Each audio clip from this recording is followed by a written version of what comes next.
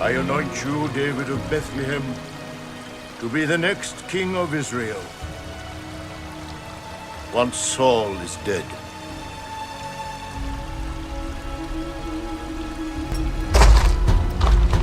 Will one of you fight me? Israelites, you win! And the Philistines will be your slave! I'll do it.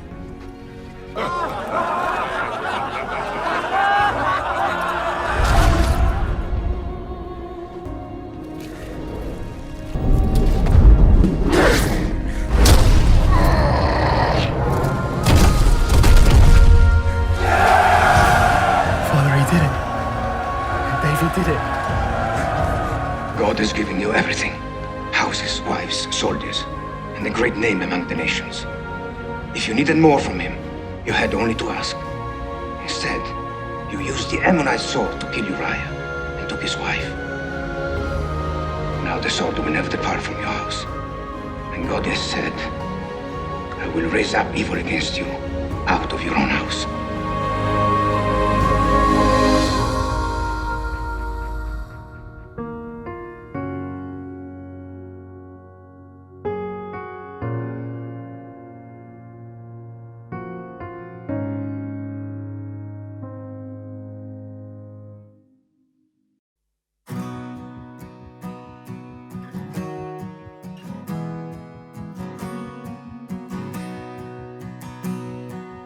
Praise to the Lord, the Almighty, the King of creation.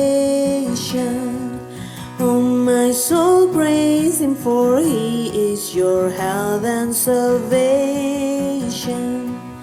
Come all you here, now to His temple draw near. Join me in glad adoration.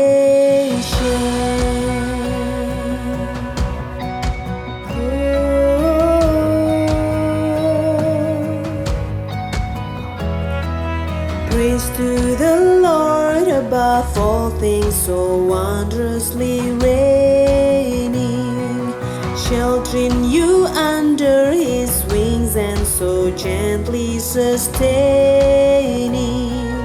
Have you not seen all that is needful has been sent by His gracious ordaining?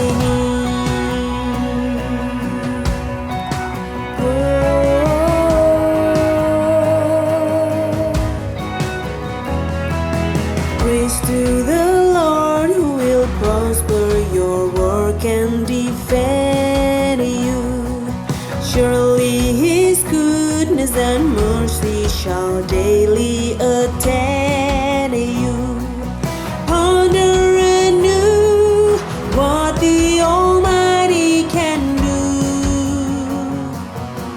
if with His love He befriends you.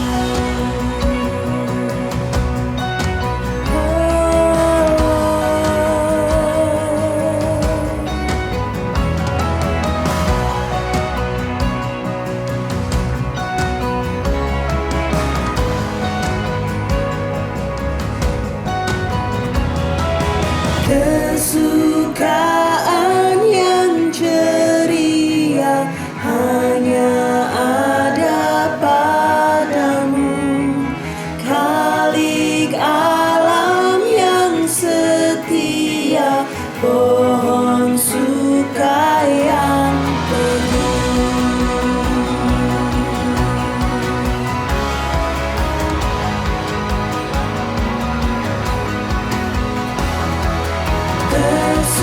Kesukaan yang ceria hanya ada padamu, Khalik alam yang setia, pohon suka yang teguh.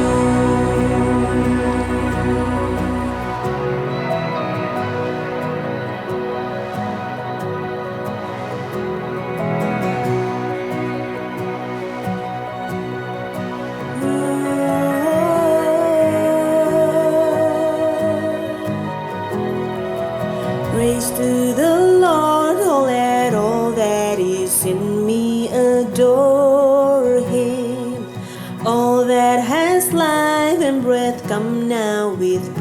rises before him. Let the Amen sound from his people again. Gladly forever adore him.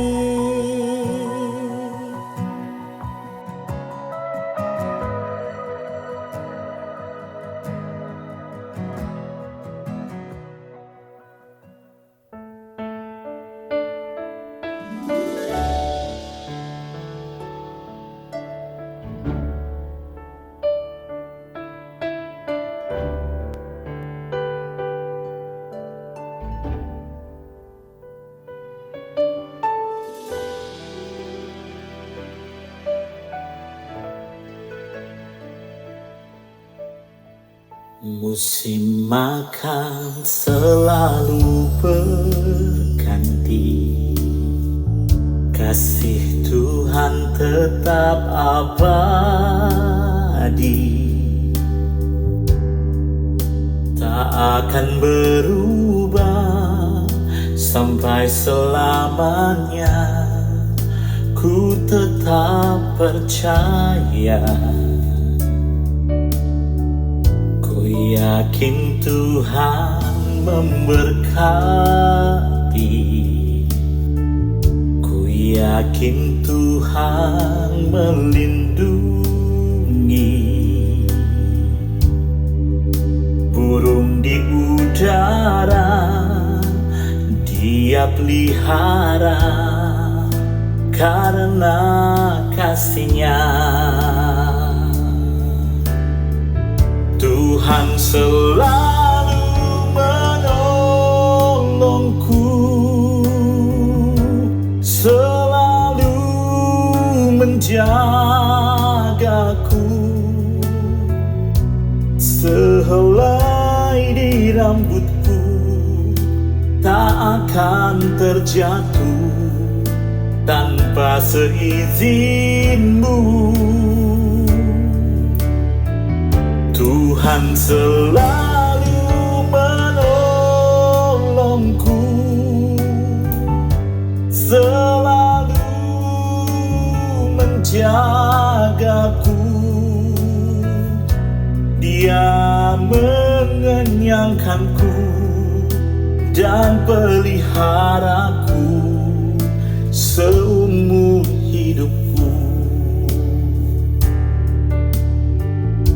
Musim makan selalu berganti, kasih Tuhan tetap abadi, tak akan berubah sampai selamanya. Ku tetap percaya, ku yakin Tuhan memberkati, ku yakin Tuhan melindungi. Burung di udara Dia pelihara karena kasih-Nya. Tuhan selalu menolongku, selalu menjagaku. Sehelai di rambutku tak akan terjatuh tanpa seizinmu. Tuhan selalu menolongku, selalu menjagaku. Dia mengenyangkanku dan peliharaku seumur hidupku. Oh, Tuhan selalu menolongku, selalu menjagaku,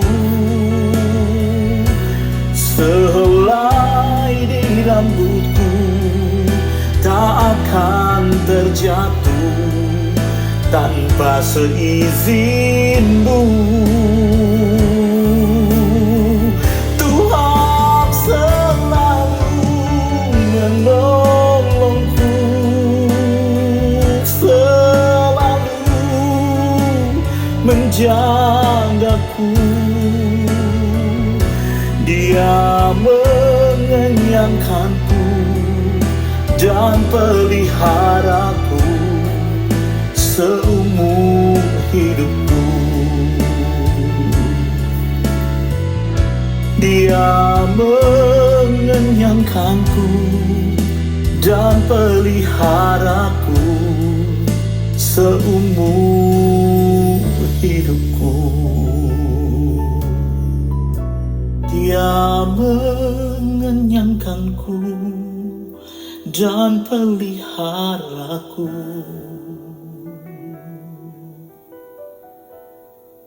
seumur hidupku.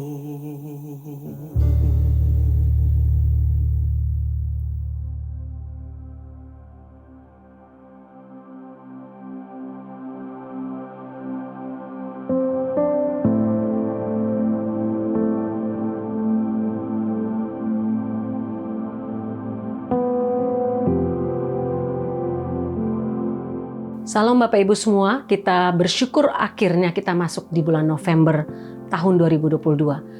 Selama bulan November saya akan membawakan seri yang baru, seri tentang keberhasilan, kesuksesan, dan kegagalan dua raja besar Israel. Hari ini kita akan belajar tentang Daud dan minggu depan kita akan belajar tentang Raja Salomo. Sesudah itu tanggal 20 Thanksgiving, tanggal 27 kita akan belajar tentang Advent, masa penantian sebelum kita merayakan Natal. Mari kita berdoa sebelum kita mendengarkan kebenaran firman Tuhan hari ini. Bapa dalam surga, kami sungguh bersyukur karena akhirnya Tuhan membawa kami ke bulan November. Kami mengucap syukur karena kami tahu Tuhan memelihara kami sepanjang 10 bulan yang telah lewat. Kami bersyukur untuk semua yang Tuhan kerjakan dalam hidup kami. Tiap-tiap proses, apapun itu yang terjadi dalam hidup kami. Kesuksesan, kegagalan, kami bersyukur bahwa Engkau masih memelihara kami, masih memberikan pengampunan-Mu untuk kami, dan masih menyertai kami. Berkatilah kebenaran firman Tuhan hari ini, sebagaimana Engkau sudah memberkati hamba, berkatilah Bapak Ibu semua dengan kebenaran firman-Mu. Dalam nama Tuhan Yesus. Amin. Ya Bapak Ibu, kita akan masuk belajar dari Raja Daud hari ini, bagaimana keberhasilan dia dan kegagalan dia di mata Tuhan, dan kiranya ini dapat menjadi berkat untuk hidup kita pribadi. Saya bacakan untuk kita Kisah Para Rasul pasal 13 ayat 22 dan 23, demikian bunyi firman Tuhan. Setelah Saul disingkirkan, Allah mengangkat Daud menjadi raja mereka.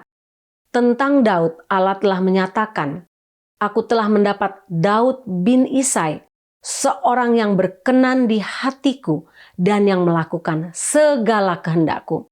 Dan dari keturunannya lah sesuai dengan yang telah dijanjikannya, Allah telah membangkitkan juru selamat bagi orang Israel, yaitu Yesus."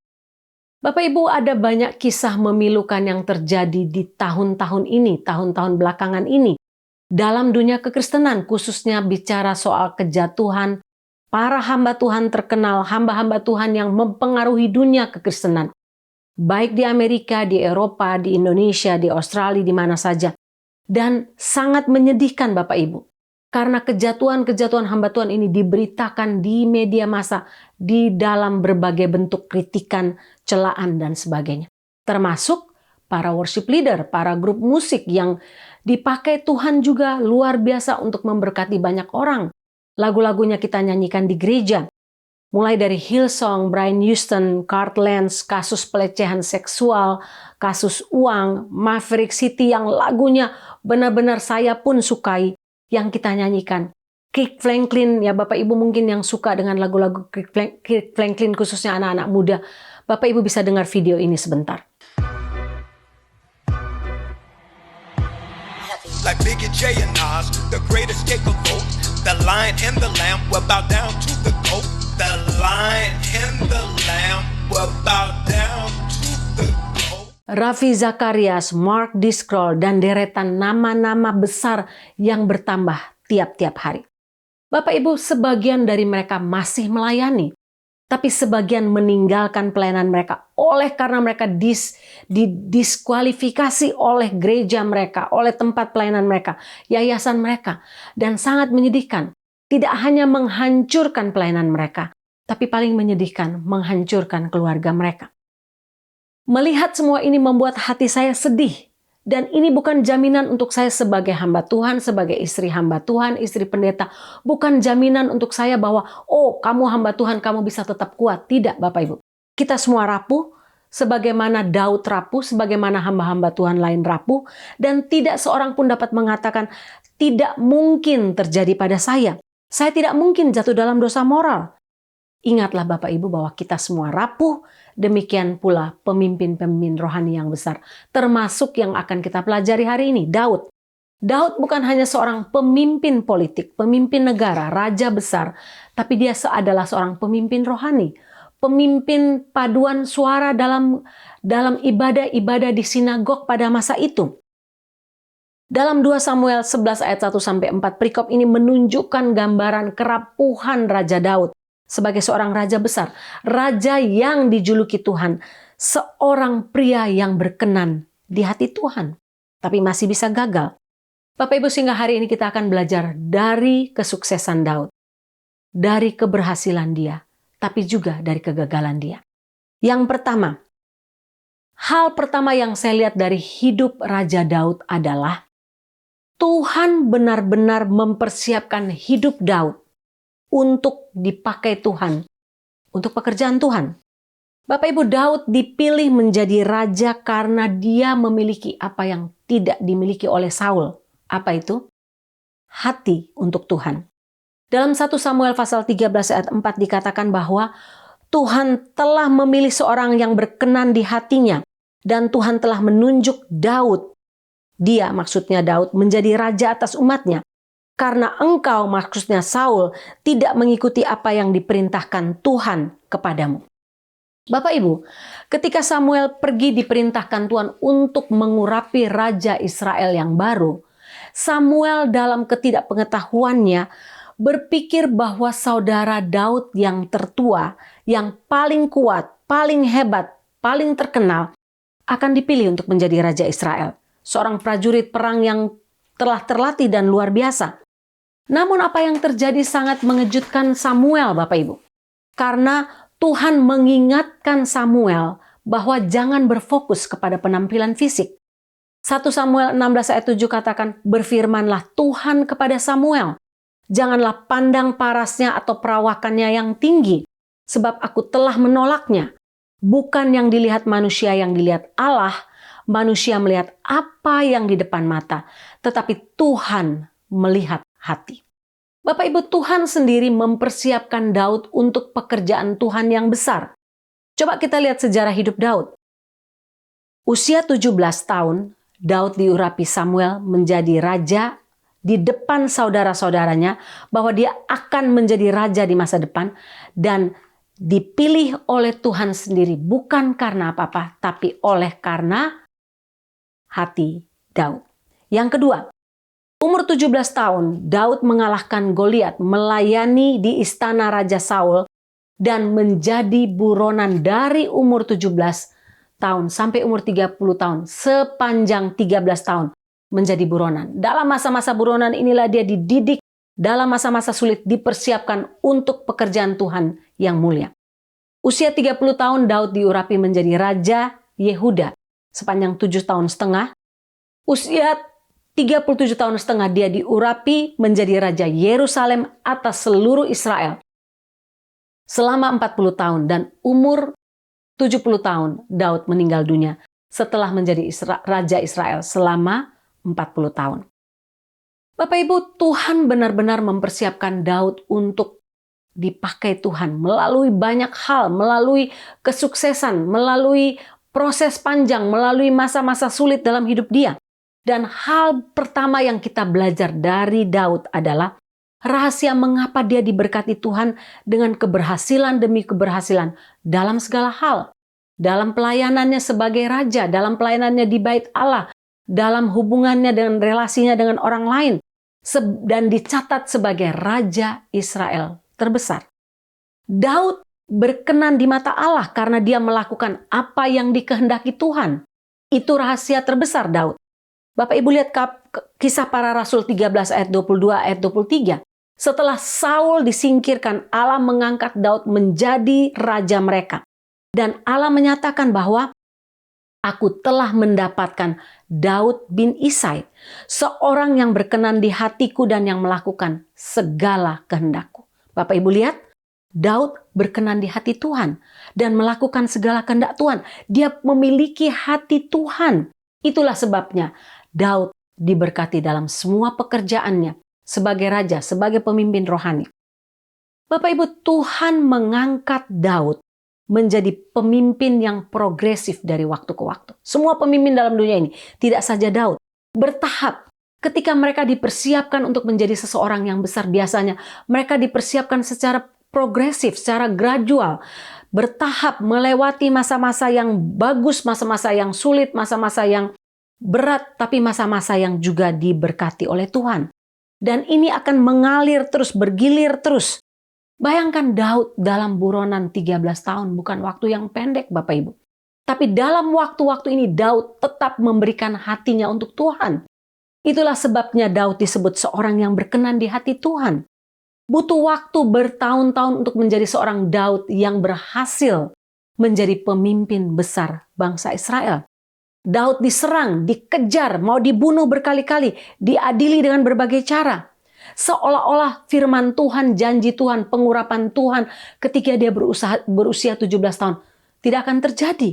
Tapi Bapak Ibu, Daud melihat bahwa ketika dia setia kepada Tuhan, setia dalam hal-hal kecil, Tuhan memang sedang mempersiapkan dia untuk diberkati Tuhan dalam hal kesuksesannya sebagai seorang raja yang besar. Daud tidak langsung menjadi raja, tidak langsung mengalahkan Goliat Bapak Ibu. Tapi Daud melewati masa-masa paling nggak dari umur 12 tahun sampai 17 tahun menjadi penggembala domba. Ayahnya, milik ayahnya. Dia dibuang ke sana, seolah-olah dibuang ke sana di tempat terpencil. Sehingga ketika dia mau diurapi untuk menjadi raja masa depan, mereka harus menunggu Daud dipanggil dari ladang ayahnya, dari tempat penggembalaan. Boleh dikatakan dia tidak dianggap. Tapi dalam masa-masa mengembalakan domba ayahnya inilah, Daud dibentuk dan dipersiapkan oleh Tuhan. Sama dengan kita.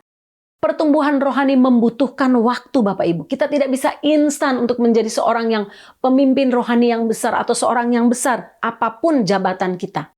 Bukan pemimpin rohani, tapi mungkin pemimpin perusahaan, seorang yang diberkati, seorang yang dipakai Tuhan luar biasa. Semua selalu melewati masa-masa sulit lebih dahulu.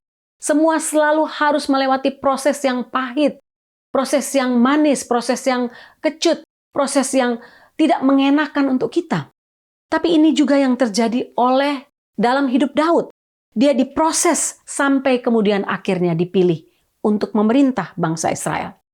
Sama seperti jamur payung bisa muncul dalam semalam dan habis dalam semalam. Orang-orang yang tidak melalui proses biasanya berakhir cepat.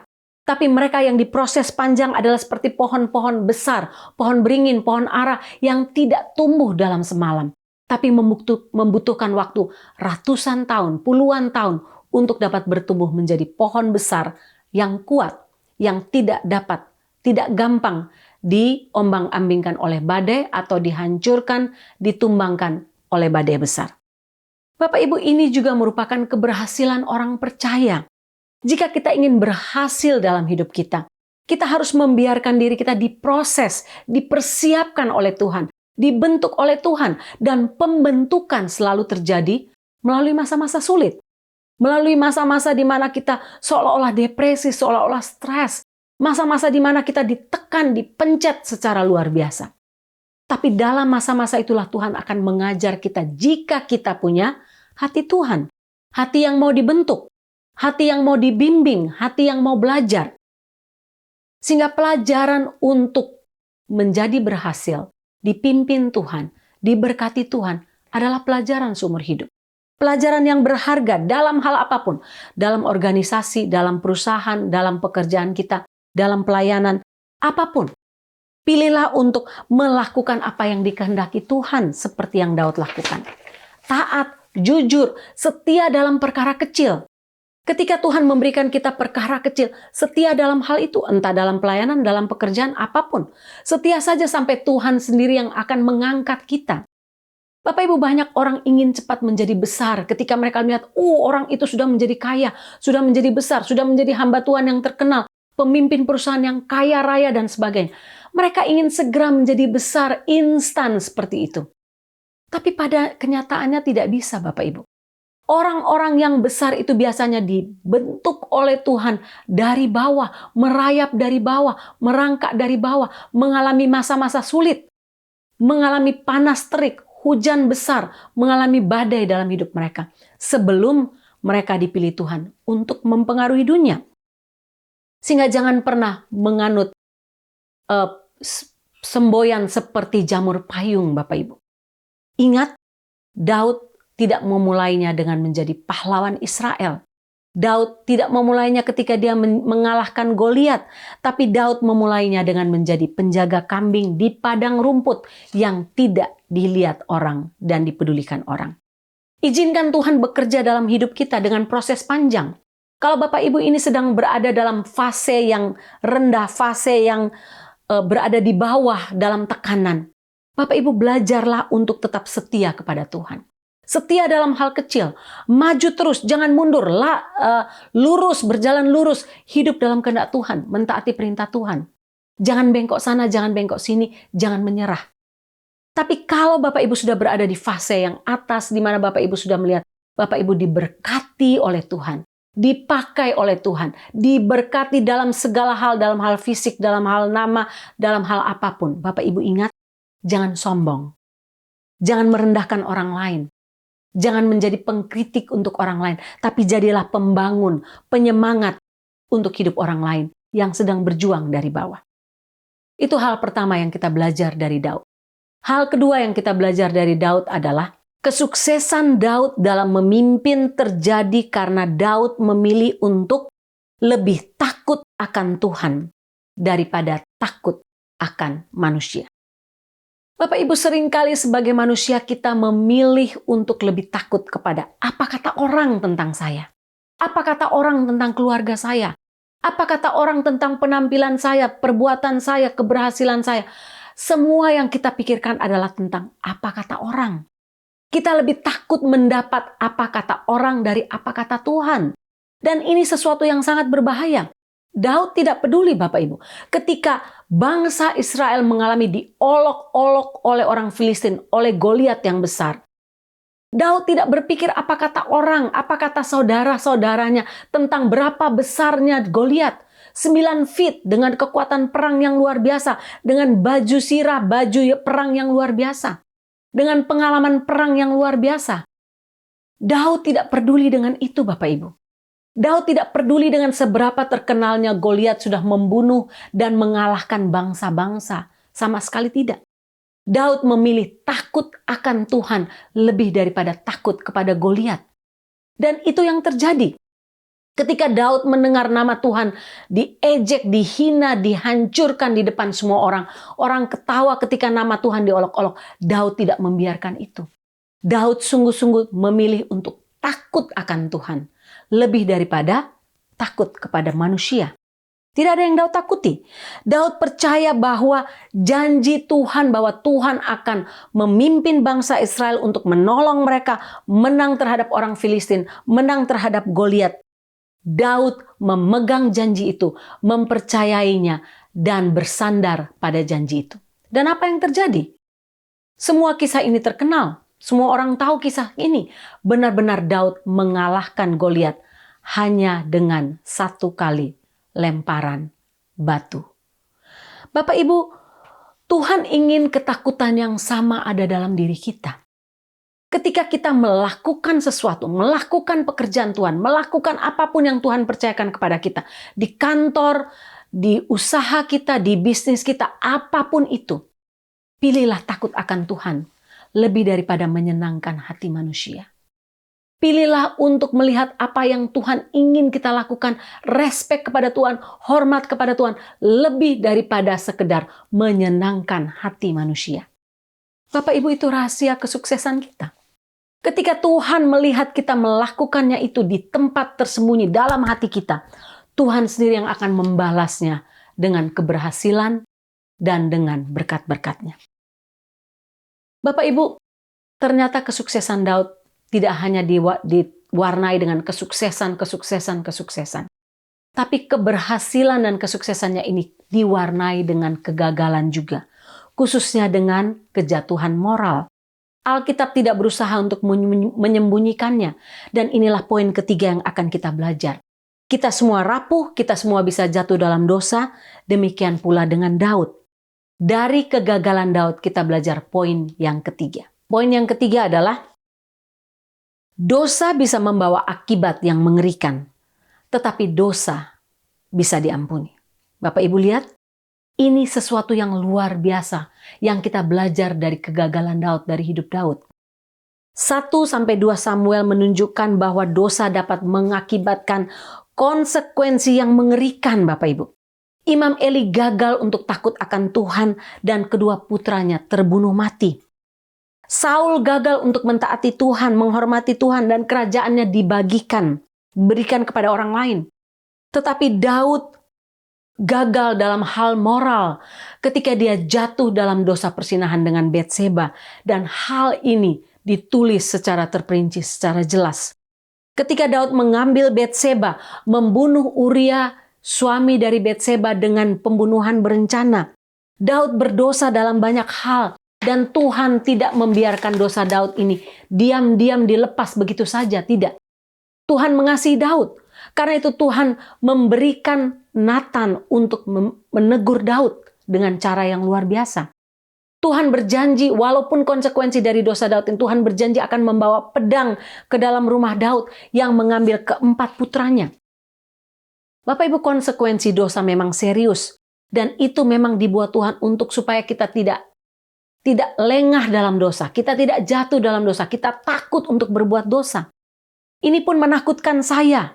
Saya bisa melihat atau mengkhotbahkan, membaca, menulis blog tentang kejatuhan orang lain, ke hamba Tuhan lain, atau siapapun itu Bapak Ibu. Tapi itu pun dapat terjadi dalam diri kita, dalam diri saya, dalam diri Bapak Ibu. Waktu saya di sini, Pak Ricky dan Jane, mereka suka bicara tentang Sambo. Saya nggak tahu itu ternyata teman mereka waktu di Indonesia. Sampai di Indonesia saya dengar lagi, saudara-saudara membicarakan tentang Sambo. Saya pikir siapa ini? Ternyata kasus ini menjadi besar oleh karena Sambo ini adalah orang Kristen. Orang-orang sekelilingnya adalah orang Kristen. Bapak Ibu, orang senang mengangkatnya ketika kejatuhan, kegagalan, dosa moral ini dilakukan oleh orang Kristen. Yang selalu mengangkat moral begitu tinggi. Tapi ketika jatuh itu diangkat secara besar. Barusan lagi muncul yang namanya pendeta Rudolf Tobing, teman saya mengirimkan berita ini. Kejatuhannya membunuh seorang perempuan yang adalah mantan teman gerejanya. Ini menjadi berita besar karena ini adalah para aktivis gereja seperti yang saya katakan tentang Hillsong, tentang Maverick City dan berbagai hamba Tuhan lainnya yang terkenal dan jatuh dalam dosa moral. Bapak Ibu, untungnya kisah Daud dan kisah hamba-hamba Tuhan lainnya ini tidak berakhir begitu saja Bapak Ibu. Tapi kisah-kisah ini berakhir dengan pertobatan mereka dan pengampunan yang Tuhan berikan. Ketika kita gagal, ketika kita jatuh, kita selalu dapat menemukan pengampunan dan pemulihan dari Tuhan. Mazmur 51 mencatat bagaimana Daud bertobat. Daud menyesal dan sungguh-sungguh bertobat terhadap dosanya. Ketika Nabi Nathan datang untuk mengkonfrontasi dosa Daud. Bapak Ibu, respon Daud sangat luar biasa. Ketika Nabi Nathan menunjukkan melalui perumpamannya, kamulah orang itu yang sudah mencuri istri orang lain dengan cara yang hina. Daud tidak menyangkalnya Bapak Ibu. Tapi Daud katakan, akulah orang itu. Aku berdosa kepada Tuhan. Daud tahu dosa yang dilakukan tidak hanya kepada Betseba atau Uria, kepada bangsa Israel, tapi terutama kepada Tuhan yang telah memilih dia, yang telah memberkati dia, yang telah membuat dia menjadi seorang raja yang sukses. Bapak Ibu, hal ini harus terjadi bersamaan. Dua hal ini, yaitu apa? Ketika seseorang ditegur, dia menerima pertobatan. Dia menyesal, dia bertobat, dia mengaku dosanya, dan dia dipulihkan. Tapi ada kadangkala terjadi ketika seseorang ditegur, dia mengeraskan hatinya, tidak mau bertobat. Dan ini selalu harus terjadi timbal balik. Ketika kita ditegur dan kita mengeraskan hatinya, ini adalah sesuatu yang sangat berakibat fatal dalam hidup kita. Karena kalau kita ditegur, kita mengeraskan hati, mengeraskan, akhirnya hati kita benar-benar dikeraskan oleh Tuhan. Seperti yang terjadi dengan Firaun, Bapak Ibu. Bapak Ibu ingat kisah Firaun, dia diberi tulah, 10 tulah. Masih dia mengeraskan hati, sampai anak sulungnya mati. Dia mengizinkan bangsa Israel pergi. Tapi sudah itu apa? Dia tidak membiarkan mereka pergi, dia menyesal, hatinya menjadi keras. Dia mengejar mereka ke Laut Teberau dan mati di sana. Bapak Ibu, ketika kita mendapati diri kita gagal, jatuh, jangan sampai di situ. Kita harus bangun. Kita harus katakan, Tuhan, aku sudah berdosa kepadamu. Pertobatan itu akan melembutkan hati Tuhan. Kita akan menerima pengampunannya jika kita bertobat dengan real, dengan sungguh-sungguh. Dan pengampunan itu akan diakhiri dengan pemulihan oleh Tuhan. Bapak Ibu, ketika Daud bertobat, ada konsekuensi yang terjadi. Keluarganya mengalami masa-masa sulit, pembunuhan demi pembunuhan terjadi. Tapi Daud mengalami pertobatan yang real. Dia mengalami pertobatan yang sejati dan ingat, konsekuensi itu hanya terjadi selama masa hidup dia. Tapi dia menerima keselamatan kekal oleh karena pertobatan dia. Apa yang terjadi dengan Daud dapat terjadi dengan kita, Bapak Ibu. Tapi ketika kita mengalami pertobatan, kita mengalami pemulihan Tuhan, pengampunan Tuhan, dan pemulihan Tuhan. Bapak Ibu lihat apa yang terjadi dengan Daud. Ketika Daud bertobat, janji Tuhan tetap terjadi dalam hidup dia. Keturunannya dipilih seorang juru selamat, lahir dari keturunan Daud, Yesus Kristus. Kisah Para Rasul 13 ayat 23 yang kita baca tadi. Ada begitu banyak kisah kesuksesan Raja Daud, kegagalan dia yang kita bisa belajar banyak.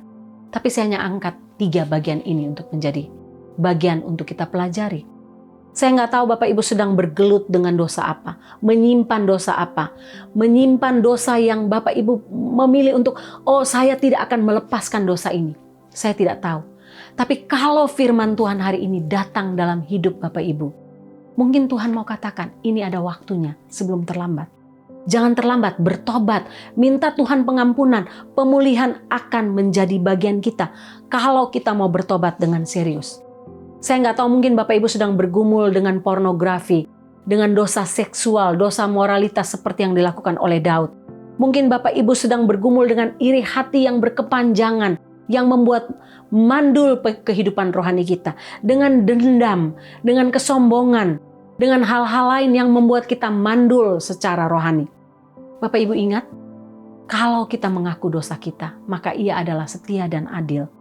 Ia akan mengampuni kita, menerima kita, dan memulihkan kita. Saya menutup bagian khotbah ini dengan kisah yang terkenal, kesaksian dari seorang hamba Tuhan yang terkenal yang bernama Jim Bakker dan istrinya Tammy Bakker. Mereka melayani sekitar tahun 70-an sampai tahun 90-an. Ketika mereka dipakai Tuhan luar biasa menjadi tele-evangelis paling terkenal masa itu di Amerika. Mereka menjalani kehidupan yang sangat mewah, banyak rumah, banyak mobil mahal, banyak uang. Ada yang katakan uang mereka lebih banyak dari Tuhan, tanda kutip. Maksudnya saking kayanya mereka. Dan ketika kerajaan mereka runtuh oleh karena skandal seks, uang, dan drugs, pada titik itu sungguh-sungguh sesuatu yang sangat menggoncangkan kekristenan di seluruh dunia. Bapak Ibu bayangkan, Bakkers ini punya beberapa rumah, jet pribadi, Rolls Royce, Mercedes-Benz, pakaian mahal, perjalanan-perjalanan ke seluruh dunia dengan tingkat luxury yang sangat tinggi. Bahkan anjingnya itu punya rumah yang ber-AC. Bapak Ibu, apa yang benar-benar dilakukan oleh Becker ini sungguh luar biasa. Dia membuat acara seperti The Tonight Show versi Kristen yang merupakan inovasi pertama yang besar ketika dia melakukan hal ini.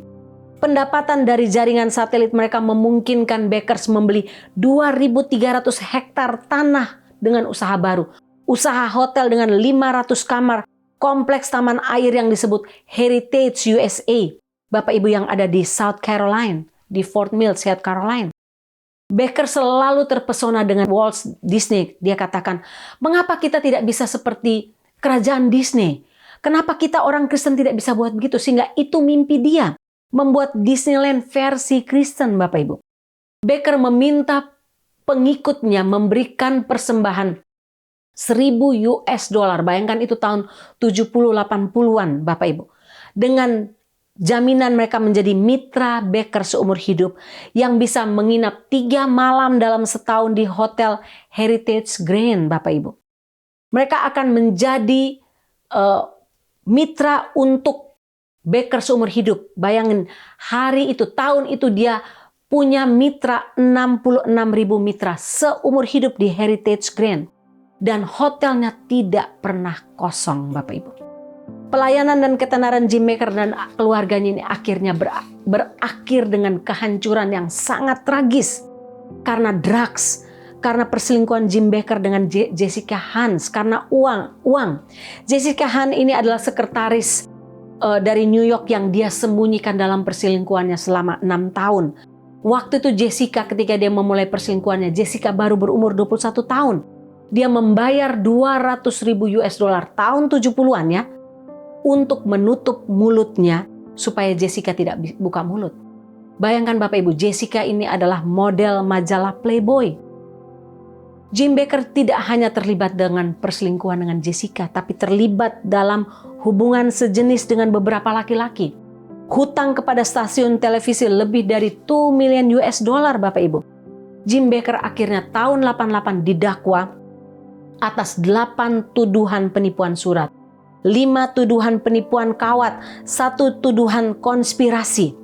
Dan sementara dia di penjara, istrinya menggugat cerai dia.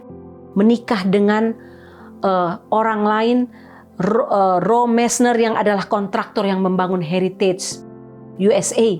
Dan akhirnya mati karena drugs. Istrinya mati karena drugs. Dalam penjara Jim Becker bertobat, Bapak Ibu. Pertobatannya terjadi ketika dia meluangkan waktu itu untuk belajar kebenaran firman Tuhan. Dan makin dia belajar kebenaran firman Tuhan, dia makin sadar bahwa dosanya bukan hanya sekedar dosa moral. Bukan hanya istrinya terlibat dengan drugs, bukan karena uang, bukan karena perselingkuhan, bukan karena hubungan sejenis dan sebagainya. Bukan hanya itu, Bapak Ibu. Tapi penyataan terbesar Jim Becker adalah, saya telah menyesatkan dunia dengan acara-acara televisi dia, dengan buku-buku yang dia tulis tentang apa? Teologi kemakmuran. Dia menyadari bahwa Tuhan tidak pernah menjanjikan untuk kemakmuran yang besar untuk seorang percaya. Itu adalah penipuan paling besar dalam gereja, penyesatan paling besar di akhir zaman. Dan itu masih berlangsung sampai sekarang. Sesudah Jim Becker bertobat pun, teologi kemakmuran masih diteruskan oleh para pengikutnya di seluruh dunia. Bapak Ibu bisa bayangkan ketika Jim Becker ini bertobat, Tuhan memulihkan hidup dia. Dia katakan, saya tidak ingin lagi menjadi besar seperti dulu. Tapi saya ingin hidup saya, di akhir hidup saya, memperbaiki kesalahan-kesalahan saya di masa lalu. Dan dipakai Tuhan untuk menyelamatkan orang dari teologi miring yang sudah saya sebarkan sebagai racun di dunia kekristenan. Bapak Ibu, bagaimana dengan Bapak Ibu? Jika saat ini Bapak Ibu sedang berada dalam fase terendah, ingat, maju terus, berjalan lurus terus bersama dengan Tuhan. Tapi jika Bapak Ibu sedang mendapati kegagalan rohani dalam hidup Bapak Ibu, berkumbang dalam dosa, bangkit, jangan terlambat. Karena Tuhan masih menyediakan waktu untuk kita. Walaupun saya percaya waktunya tidak akan lama lagi. Mari kita berdoa. Bapa dalam surga, terima kasih belajar dari kegagalan, kesuksesan Daud. Kami belajar untuk tetap setia kepada Tuhan. Kami belajar bahwa kami harus melalui proses panjang karena kadang-kadang melalui proses yang menyakitkan ketika kami dikikis, dibentuk oleh Tuhan, dipersiapkan oleh Tuhan untuk melayani Tuhan dalam segala hal, dalam pelayanan, dalam usaha kami, dalam bisnis kami, dalam pekerjaan kami, apapun itu.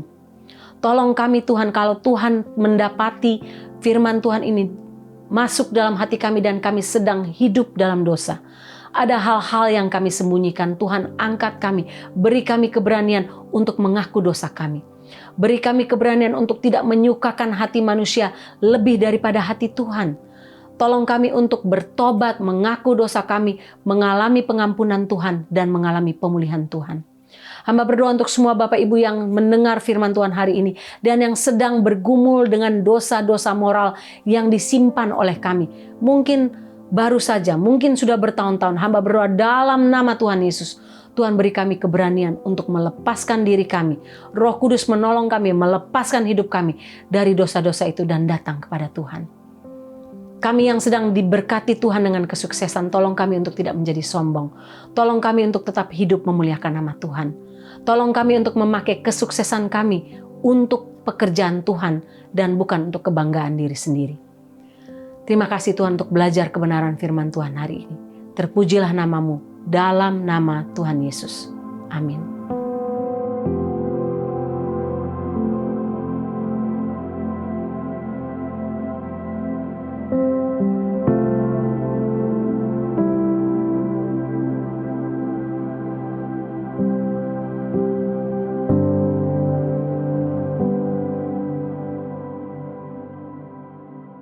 Bapak Ibu, kita akan masuk dalam perjamuan kudus hari ini.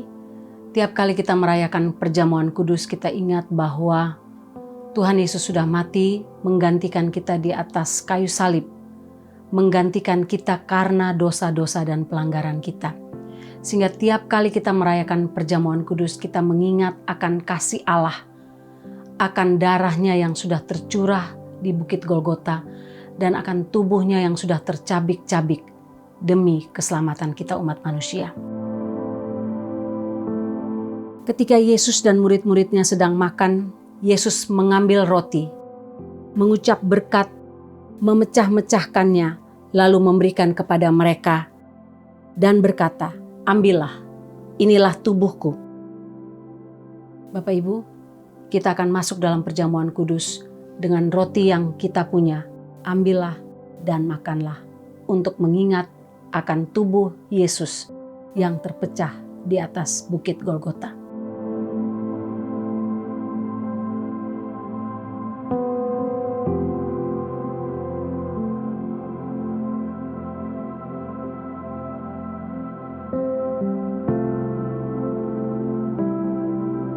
Sesudah itu ia mengambil cawan, mengucap syukur, lalu memberikannya kepada mereka dan mereka semuanya minum dari cawan itu. Dan ia berkata kepada mereka, "Inilah darahku, darah perjanjian yang ditumpahkan bagi banyak orang. Minumlah ini untuk mengenang kasih Kristus untuk kita." Mari kita berdoa. Bapa dalam surga, tidak henti-hentinya kami mengucap syukur untuk pengorbanan-Mu di atas kayu salib. Menyelamatkan kami orang berdosa, memilih kami, menyelamatkan kami, membawa kami kepada kepastian keselamatan kekal. Terima kasih Tuhan, tanpa karya salib-Mu kami tahu kami nothing. Tanpa karya salib-Mu kami tahu kemana kami akan pergi. Karena itu tidak henti-hentinya kami berterima kasih untuk pengorbanan-Mu bagi kami. Tolong kami untuk hidup dalam kekudusan karena penghargaan akan apa yang Engkau buat bagi kami di atas kayu salib. Dalam nama Tuhan Yesus. Amin.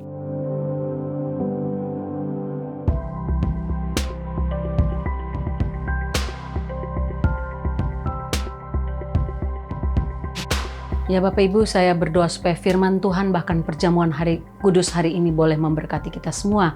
Kita akan mengakhiri ibadah kita dan selamat ulang tahun untuk Selo tanggal 2, Pak Tim dan Bu Christina happy anniversary tanggal 3 dan selamat ulang tahun untuk Cencen tanggal 4 dan Pak Winarto tanggal 4 November.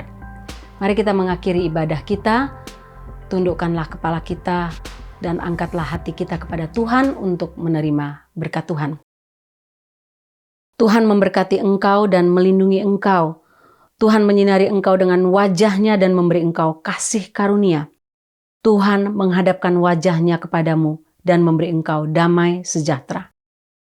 Amin. Praise to the Lord, the Almighty, the King of creation. Oh, my soul, praise Him, for He is your health and salvation. Come all you here, now to His temple draw near. Join me in glad adoration.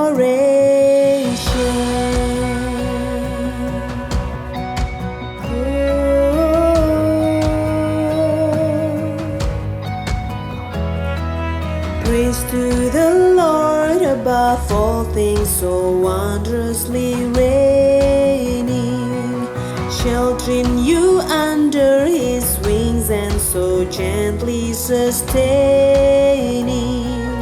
Have you not seen all that is needful has been sent by His gracious ordaining?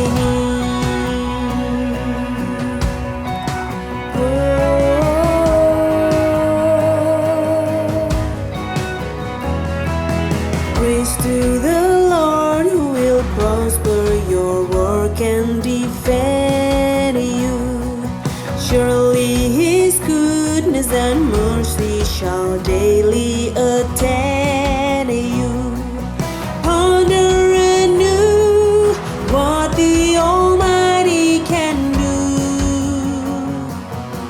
If with His love He befriends you.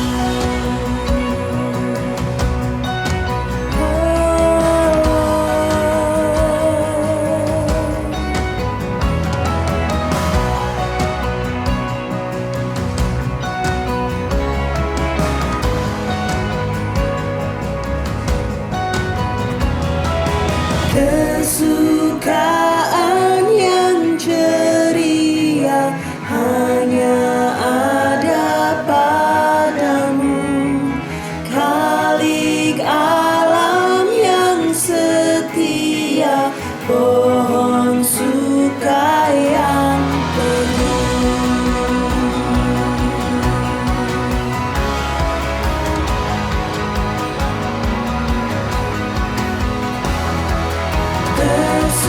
Kesukaan yang ceria hanya ada padamu.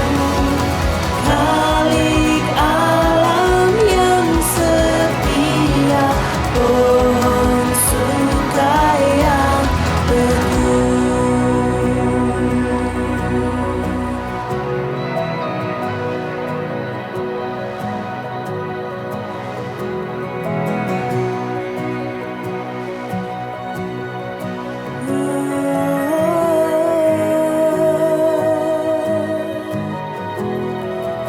Praise to the Lord, all that is in me, adore Him.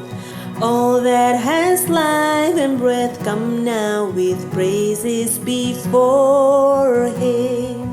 Let the Amen sound from His people again, gladly forever.